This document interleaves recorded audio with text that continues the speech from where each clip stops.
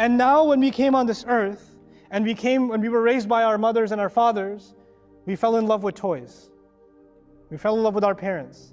We fell in love with chocolate. We eventually fell in love with other friends, games, video games, iPads. And we fell in love with the idea of a certain university. We fell in love with a girl or a guy, depending on the gender, by the way, relax. Okay, so we fell in love with the city that we want to move to. We fell in love with the idea of a job and the prestige that it will bring. We fell in love with making our parents proud. We keep falling in love with these beautiful things. You know what though? Behind each of these loves, there was a source code. Just like behind the mountain, there's a source code. Behind the beauty that you love, there's supposed to be something behind it. And that's who? That's Allah Azza wa Jal. Like each of those loves leaves you unsatisfied. Each one of them. Each one of them, at first it's the greatest thing ever, and then you're like, what else is there? Because you won't stop until you meet who? وَأَنَّ إِلَىٰ رَبِّكَ الْمُنْتَهَى. The ultimate end, the only stop is going to be when you meet Allah. Now I'm satisfied. That's when you understand, أَلَا بِذِكْرِ اللَّهِ تَطْمَئِنَّ الْقُلُوبِ. By remembering Allah, when Allah comes into the heart, you're at rest. Until Allah comes into the heart, there's always going to be imperfect beauty that you keep running after. It's like when they couldn't find Allah, they ended up loving lesser things the way they should have been loving Allah. When they couldn't find Allah. The tragedy is people don't think. People didn't seek Allah. They just fell in love with the product, not the source code behind that product. And so they love them as though Allah should be loved. يُحِبُّونَهُمْ كَحُبِّ اللَّهِ. Ibn Ashur would argue about this ayah that كَحُبِّ اللَّهِ actually means they love them like believers love Allah. In other words, other people love stuff the way Muslims love Allah. I wish that was the case.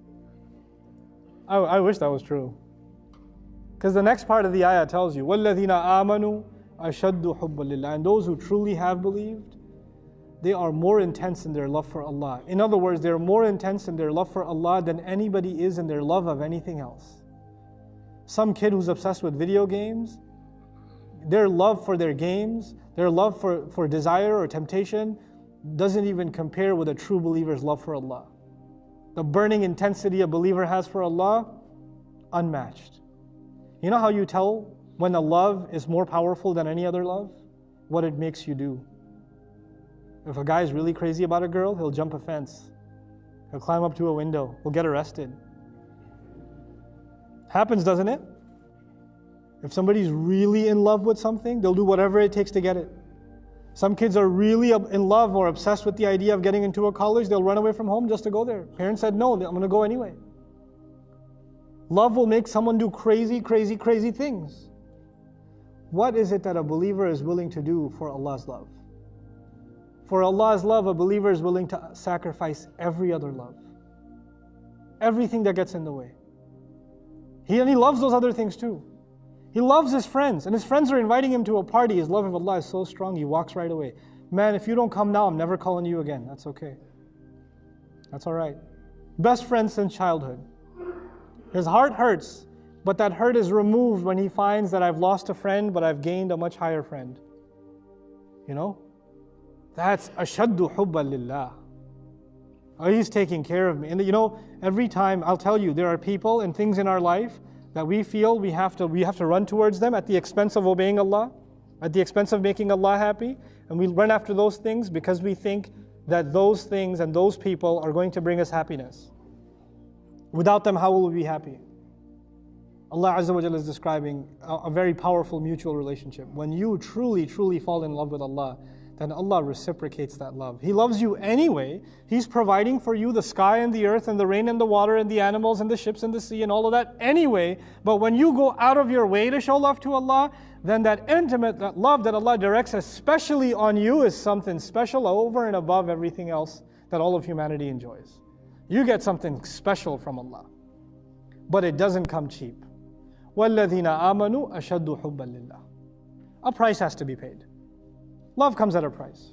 There's no such thing as love without sacrifice.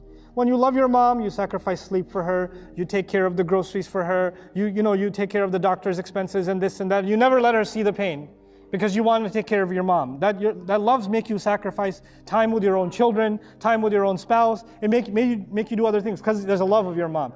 No love comes without sacrifice. And the more intense a love is, the more happily you sacrifice. And every time you sacrifice, it's not just to make them happy. Who does it make happy? It makes you happy. When you truly love Allah, then you and me obeying Allah will not be just to make Allah happy. You're going to find happiness only when you're obeying Allah. When you're not praying, you're going to feel like you're short of breath. You're going to feel like something is missing.